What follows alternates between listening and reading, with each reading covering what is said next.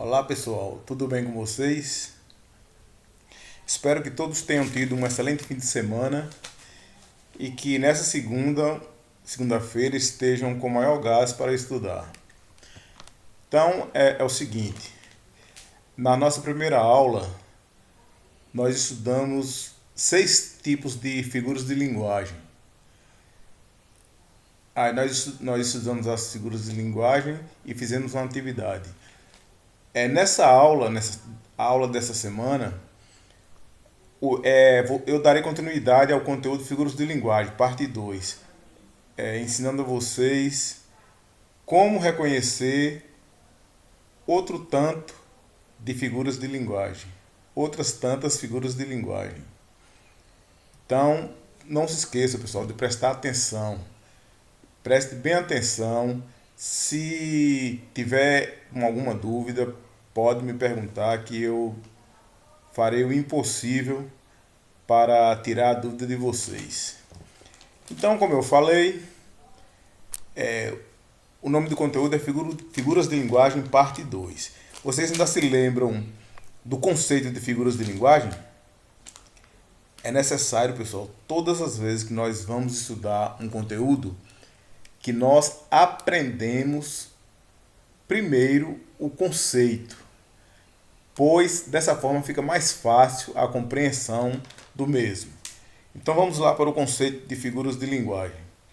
São recursos estilísticos usados para dar maior ênfase à comunicação, a fim de torná-la mais expressiva e bonita.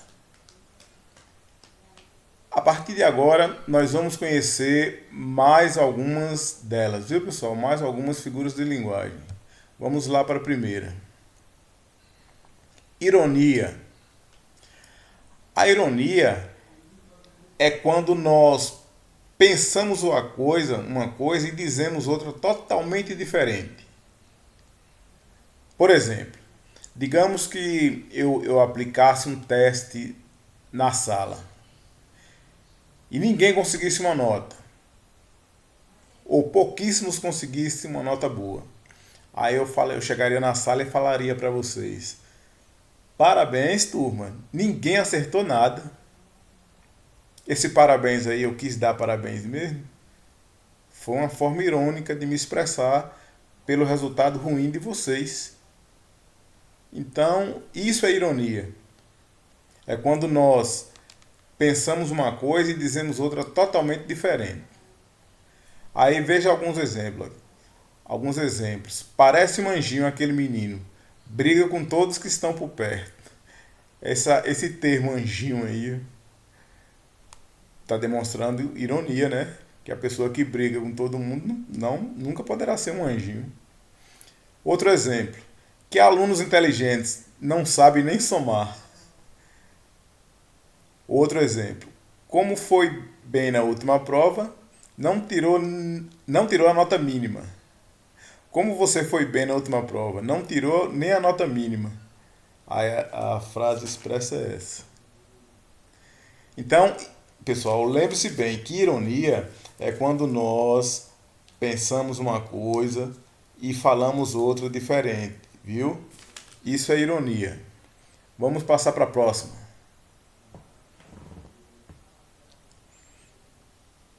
Polissíndeto. Polissíndeto é quando há a repetição de conectivos, pessoal. Conectivo aí no exemplo aqui é o conectivo e, mas poderia ser também o conectivo nem, poderia ser o conectivo se.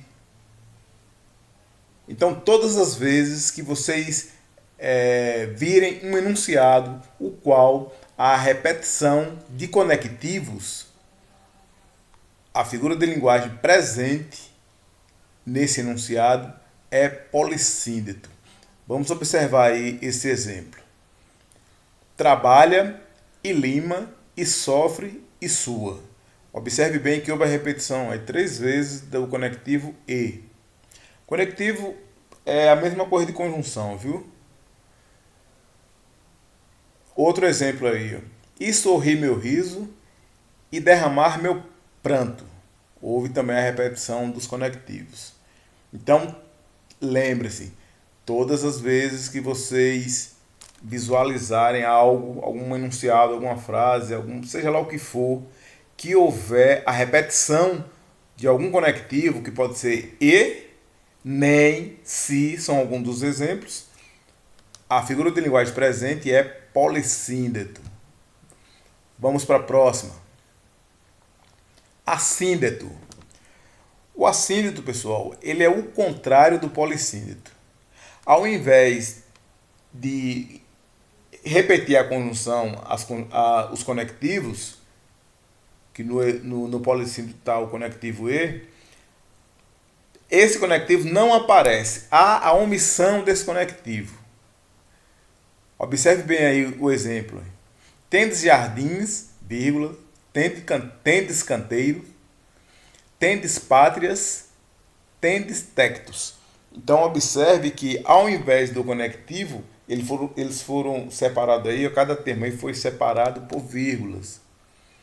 Então, enquanto no polissíndeto a presença do conectivo, a repetição do conectivo, no assíndeto omite-se o conectivo e coloca-se vírgula. É bem fácil de a gente diferenciar um do outro. Por isso, viu? Porque no polissíndeto há sempre a repetição do conectivo. Já no assíndeto, não. O conectivo desaparece e é apenas separado por vírgulas. Vamos aqui agora para a próxima. Antítese. Antítese também é muito fácil de nós identificarmos. A antítese, pessoal, quando aparecem palavras de sentidos contrários. Todas as vezes que vocês virem um enunciado no qual aparecem palavras de sentidos opostos, acontece a antítese.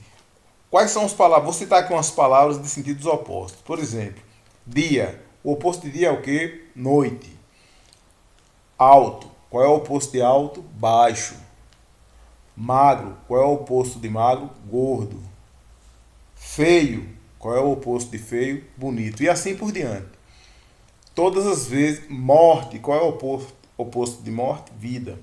Então, todas as vezes que vocês virem alguma construção de frases ou poema, seja lá o que for, que houver palavras de sentidos opostos, o nome dessa figura é antítese.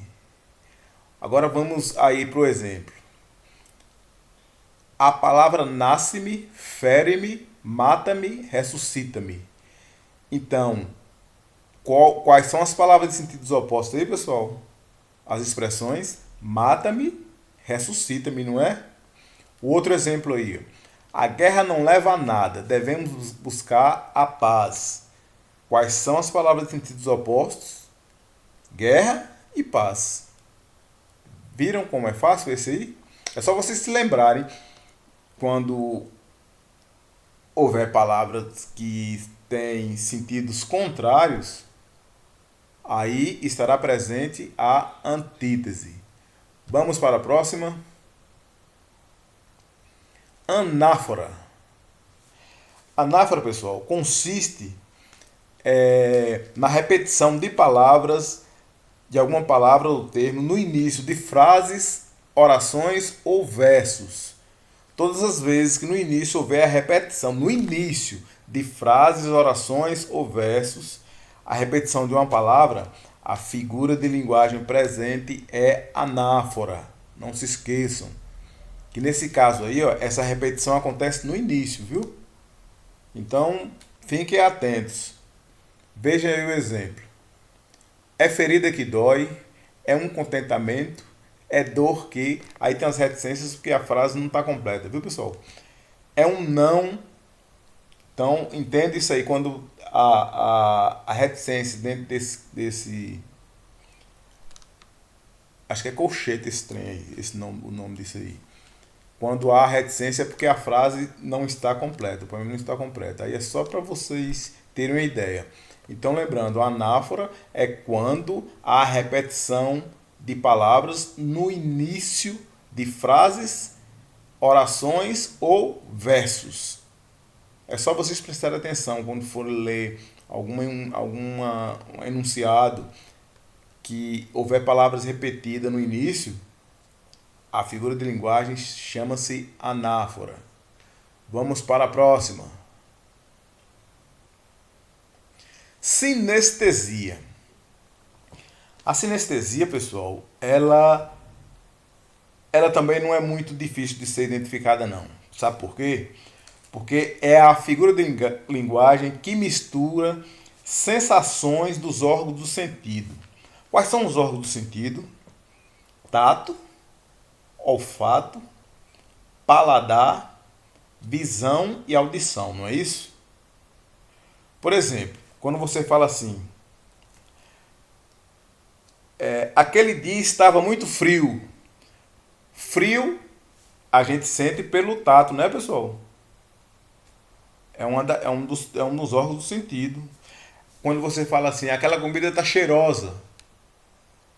Esse cheirosa aí é o paladar, o olfato, não é? Paladar o quê? Olfato. Aí se você fala que você prova de uma comida, que comida deliciosa, aí sim é paladar. Um dos órgãos do sentido. Vê esse exemplo aí. Ó. Agora, o cheiro áspero das flores leva-me os olhos por dentro de suas pétalas. Um trecho aí de um poema de Cecília Meirelles. Observe bem, cheiro. Cheiro é de quê mesmo? É o olfato, não é isso? Então está aparecendo órgãos do sentido. Lembrando a vocês novamente o conceito de sinestesia. É quando aparecem expressões que dizem respeito às sensações transmitidas pelos órgãos do sentido, que são tato, olfato, paladar, visão e audição. Esse outro exemplo aqui. No silêncio negro do seu quarto, aguardava os acontecimentos. Então, silêncio. Qual é o órgão do sentido que a gente percebe o silêncio ou algum barulho? A audição, não é? Então, todas as vezes que vocês virem algo que tenha relação com os órgãos do sentido, a figura de linguagem presente chama-se sinestesia. Vamos para a próxima. A última agora, viu, pessoal? Pleonasmo. O pleonasmo acontece quando nós fazemos uma repetição desnecessária de algo. E essa repetição causa redundância. Por exemplo, quando você fala assim, pessoal, vi com os meus próprios olhos. Obviamente que quem vê com os próprios olhos, com os olhos, não é isso? Mas para dar mais ênfase ao enunciado, construiu-se dessa forma. Vi com os meus próprios olhos. Vou dar outro exemplo aqui. A moça teve uma hemorragia de sangue. Alguém conhece uma hemorragia que não seja de sangue? Eu acho que não, né? Aí no caso, a moça teve uma hemorragia. Pronto. Ao acrescentar de sangue, houve uma redundância que poderia muito bem não ser colocada. Ela não era necessária, mas é possível, apesar de não ser necessária. Aí tem uns exemplos. Há muitos anos atrás. Se nós falamos assim, pessoal, há muitos anos, nós estamos falando no passado, claro que é atrás. Então não haveria a necessidade desse atraso, já que ao falarmos há muitos anos, nós estamos nos referindo ao passado. Outro exemplo aí. Eles fizeram-me uma surpresa inesperada. Qual é a surpresa que não é inesperada? Havia necessidade dessa inesperada aí? Não. Mas é possível. Ela não está errada não, viu, pessoal? Só que é uma redundância. O outro exemplo aí. Entrei para dentro de casa quando começou. Se você entrou, ou quando nós entramos para alguma coisa, claro que é para dentro, ninguém entra para fora, para fora. Então houve redundância aí também. Poderia ter sido construído da seguinte forma: entrei para casa quando começou, sem a necessidade do dentro. Outro exemplo aí, ó. Na minha opinião pessoal. Claro que se é na minha opinião, ela é pessoal. Se eu vou expressar a minha opinião, ela não é uma opinião coletiva. É simplesmente pessoal. Então, quando eu coloco pessoal, eu quero ser redundante. Eu quero pôr redundância. Isso chama-se pleonasmo. É quando há uma repetição desnecessária de algo, pessoal. Essa repetição causa redundância. Ok? Deu para entender legal? Aí vocês vão voltando. Se algo ficou meio se esqueceu, é porque a pessoa às vezes no primeiro quadro aí a pessoa memoriza, aprende. Aí quando chega no último já esqueceu tudo, tudo que passou. Então voltem, vejam novamente, parem com essa mania de estudar superficialmente e ter mais não falando com todos, viu, pessoal, porque tem muita gente aí que estudam e prestam atenção realmente, mas tem outros que ficam passando, deixando o tempo passar. Porque nas atividades, eu tive percebendo as atividades e não foi muito satisfatório. Depois nós vamos conversar sobre isso. E por enquanto minha aula é só. Aí na próxima nós veremos o que nós vamos fazer. Ok? Boa aula para vocês.